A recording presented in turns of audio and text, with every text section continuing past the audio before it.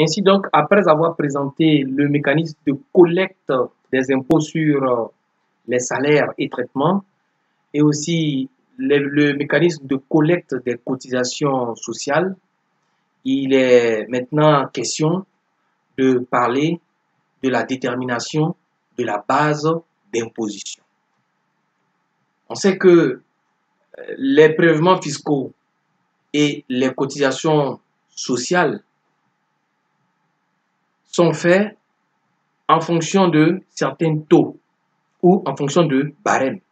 Lesquels taux et barèmes, n'est-ce pas, sont appliqués sur une base qu'on appelle donc la base d'imposition en matière donc d'impôts ou bien la base des cotisations sociales.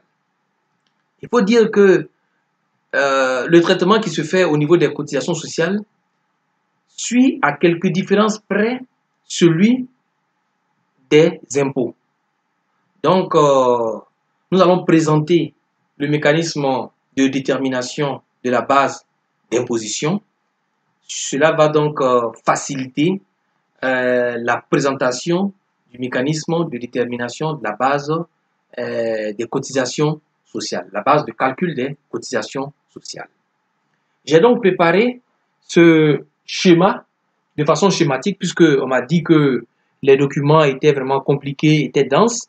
Donc, j'ai essayé de faire un effort de simplification et sur ce tableau de fortune, j'ai présenté les différents éléments qui rentrent dans la détermination de la base d'imposition aux ITS.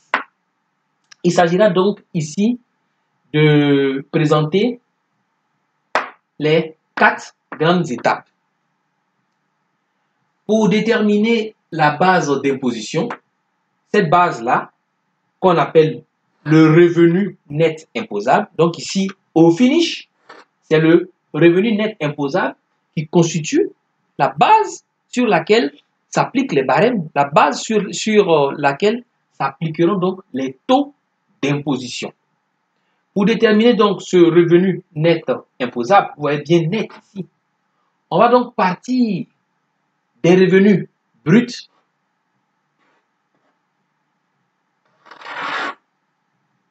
de ces revenus bruts, on va retrancher tout ce qu'on appelle exonération, donc les éléments qui ne sont pas imposables, et on va obtenir ici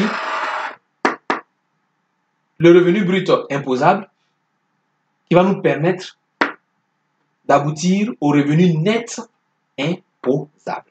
Donc le mécanisme, il faut le comprendre, n'est-ce pas, dans sa globalité. Le champ d'application. Le champ d'application est donné par les articles 115 du Code général des impôts, lequel code, n'est-ce pas, vous a été transmis sous fichier PDF. Je l'ai fait, n'est-ce pas, pour vous permettre vous-même de parcourir ce document et de vous approprier, n'est-ce pas, les différentes dispositions de ce document en fonction de vos besoins. Voilà. Donc, je prends soin ici de dire un peu les articles, n'est-ce pas, qui font référence à ces différents éléments que je cite. Donc, le champ d'application est déterminé par les articles 115 et 118 du Code général des impôts. Le complément de cours que j'ai mis à votre disposition aussi fait un résumé des éléments, n'est-ce pas, de salaire. Donc, fait un résumé, n'est-ce pas, des éléments qui constituent le champ d'application. Donc, parmi les éléments, n'est-ce pas, du champ d'application, on distingue d'une part les rémunérations, les salaires, les traitements qui sont perçus. Donc, des éléments monétaires qui sont perçus par le salarié. Et là, il faut faire très attention là-dessus. Donc, il y a une première catégorie d'éléments dans le champ d'application aux ITS qui sont des éléments perçus, éléments monétaires perçus. Parmi ces éléments monétaires perçus, il y a, par exemple, le salaire de base.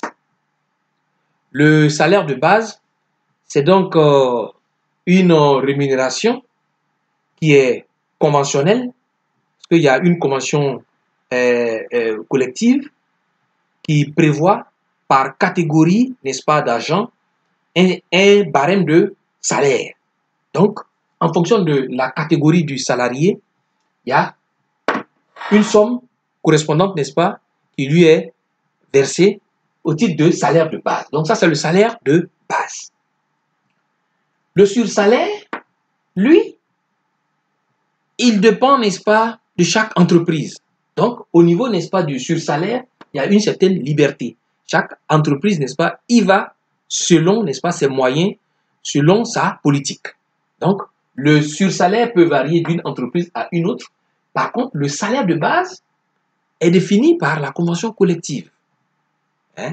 Donc, c'est un élément, n'est-ce pas, à respecter. Par contre, le sursalaire, c'est un élément qui varie d'une entreprise à une autre ou bien d'un salarié à un autre au sein même d'une même entreprise.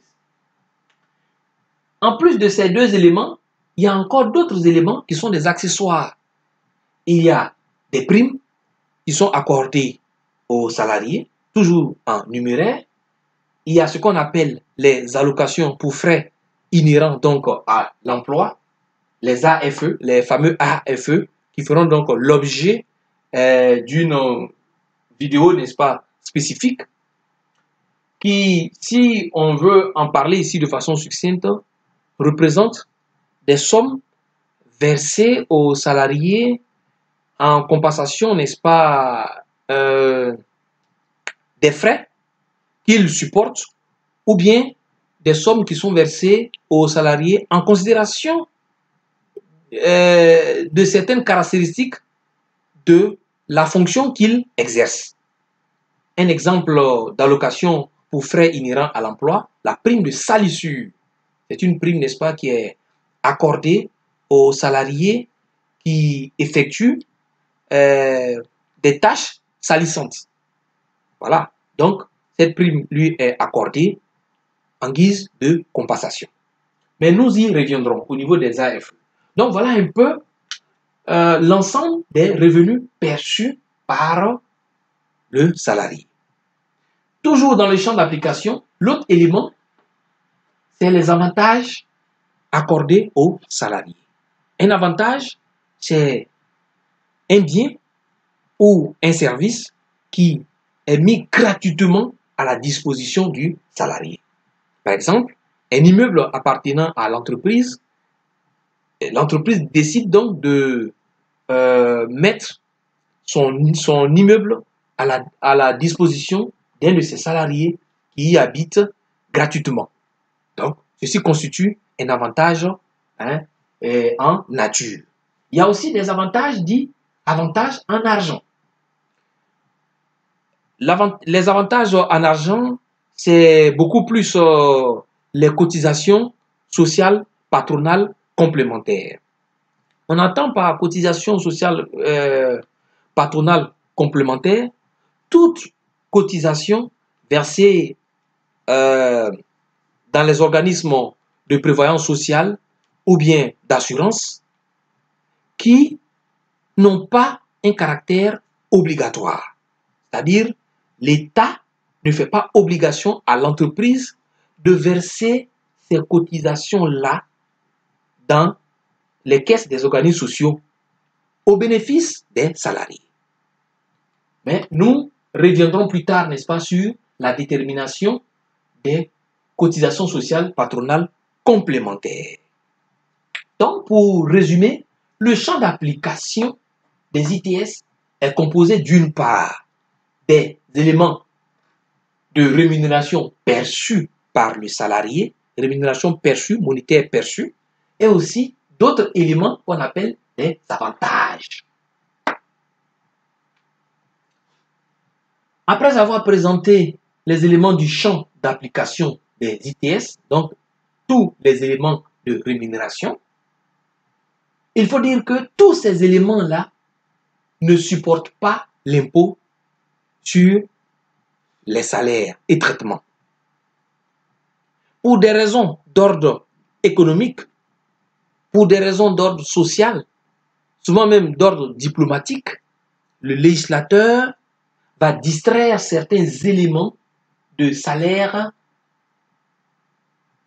de la base d'imposition. Donc, va soustraire certains éléments de l'impôt sur les salaires. Il y a donc des exonérations qui sont dites totales, c'est-à-dire l'élément est totalement, échappe totalement à l'impôt sur les salaires. Exemple, les allocations familiales. Une allocation familiale, c'est une somme versée à un salarié en considération de sa situation familiale. Vous comprenez donc que ça a un caractère fortement social, raison pour laquelle le législateur a décidé donc de l'exonérer totalement. Donc, tout ce qui est allocation familiale est exonéré totalement. Il y a d'autres éléments d'exonération qui sont dits partiels. Et parmi les exonérations partielles, on pourrait donc citer la prime de transport. La prime de transport est exonérée à hauteur de 25 000 francs par salarié. L'employeur peut accorder un montant au-delà de 25 000 francs. Par exemple, on peut accorder 100 000 francs de prime de transport à un travailleur. Mais le législateur dit que la prime de transport est exonérée jusqu'à un montant de 25 000 francs. Ça veut dire qu'au-delà de 25 000 francs, cette prime-là rentre dans la base d'imposition. Voilà pourquoi on parle d'exonération partielle. Une grande partie d'éléments exonérés partiellement est constituée par les allocations pour frais inhérents à l'emploi. Comme j'ai dit que nous allons étudier ces allocations-là dans une vidéo prochaine, on va continuer. Une autre partie d'éléments exonérés est constituée des avantages en argent. Je vous ai parlé tout à l'heure des cotisations sociales patronales complémentaires, qui sont donc des sommes versées à des organismes sociaux, c'est-à-dire des organismes de prévoyance sociale ou bien des assurances, au bénéfice du travailleur. Mais leur caractéristique, c'est que ces cotisations-là sont facultatives. On peut donner une illustration. Le taux, n'est-ce pas, de l'assurance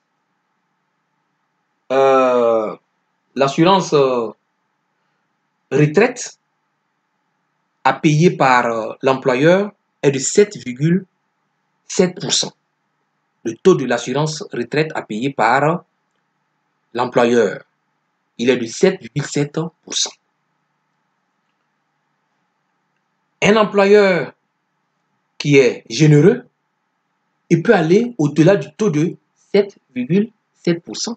Au lieu de payer 7,7% au bénéfice de ses salariés, lui, il peut payer 15%. Voilà.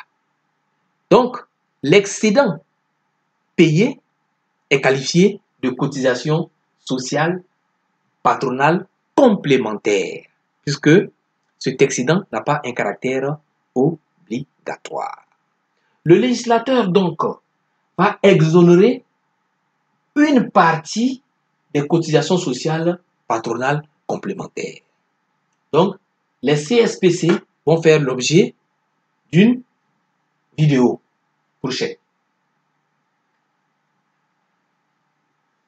Après, donc, soustraire ces éléments exonérés-là du montant brut initial qu'on avait dans le grand 1, c'est-à-dire de la rémunération totale au niveau du champ d'application. Donc, le grand 1 moins le grand 2, on va donc obtenir un solde ici, qu'on a ici à appeler le revenu brut imposable. Mais ce revenu brut imposable, il est hors avantage en nature tant que on n'a pas fait la valorisation de ces avantages en nature pour les intégrer à ce solde. Donc, de même que les revenus perçus suivent un traitement, c'est-à-dire certains revenus sont exonérés et d'autres ne le sont pas, pour atterrir dans le revenu brut imposable. Au niveau des avantages, il y a aussi un traitement. Mais ici, on va beaucoup plus parler de valorisation. J'espère que vous allez voir donc ce que j'ai fait ici. Les avantages en nature font l'objet d'une valorisation. Certains avantages en nature sont valorisés selon un barème. Ce barème-là, vous l'avez, n'est-ce pas, dans le complément coût ITS. Ce barème est fixé par arrêté ministériel. Donc, certains avantages, n'est-ce pas, sont valorisés à travers un barème qui fixe des montants forfaitaires de ces avantages. Donc, c'est une sorte d'exonération aussi. Par contre, d'autres avantages ne sont pas inscrits sur le barème. Et les avantages qui ne sont pas inscrits sur le barème, eux, font l'objet d'une valorisation au réel. C'est-à-dire, on tiendra compte donc de leur valeur réelle. Ainsi, montant des avantages en nature déterminés en fonction du barème, plus montant des avantages en nature déterminés en fonction de leur valeur réelle, seront incorporés dans le revenu brut imposable. Ce qu'on appelle ici le solde 3, qui est le revenu brut imposable. Après avoir obtenu le solde 3, qui est le revenu brut imposable, le travail est presque achevé. Il reste maintenant à déduire, à faire donc un abattement de 20%. Voilà encore un cadeau que le fixe, n'est-ce pas, consent par rapport aux ITS.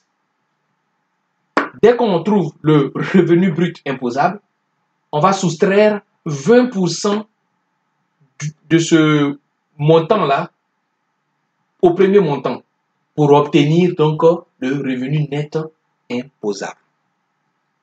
Une autre formule, c'est de dire que le revenu net imposable est égal à 80% du revenu brut imposable. Et là, c'est encore beaucoup plus simple.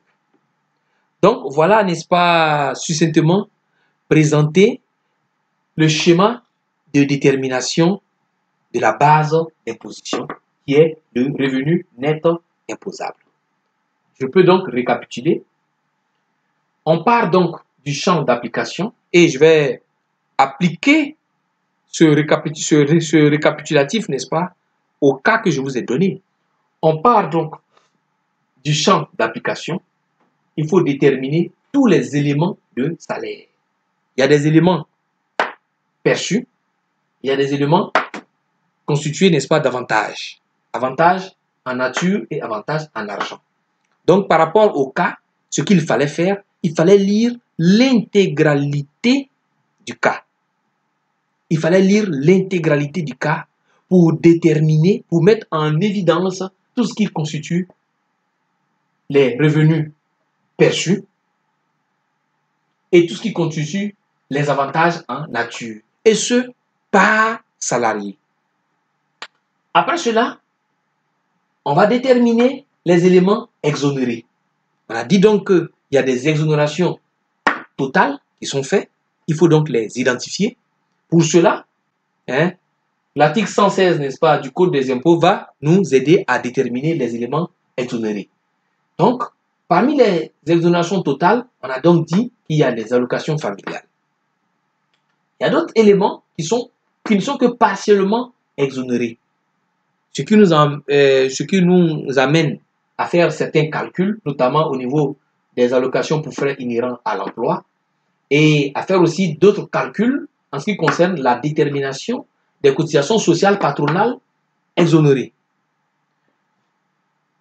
Une fois qu'on a obtenu l'ensemble des éléments exonérés, le montant, n'est-ce pas, des éléments exonérés, on va soustraire ce montant-là du total qu'on avait ici au niveau du champ d'application pour trouver le revenu brut imposable. Mais tant qu'on n'a pas incorporer les avantages en nature, ce revenu brut-là sera hors avantage en nature. Il suffit donc d'ajouter les éléments d'avantage en nature, valorisés selon le barème pour certains et valorisés, n'est-ce pas, selon leur valeur réelle pour d'autres. Ces éléments donc sont incorporés au revenu brut imposable pour nous permettre de calculer le revenu net imposable. Ce revenu net imposable qui s'obtient en défalquant du revenu brut imposable 20%. Voilà. Donc la formule pour déterminer le revenu net imposable, c'est d'appliquer 80% au revenu brut imposable. Voilà. Donc voilà présenté le mécanisme de détermination de la base d'imposition. J'espère que cette vidéo va vous servir et merci beaucoup pour votre attention.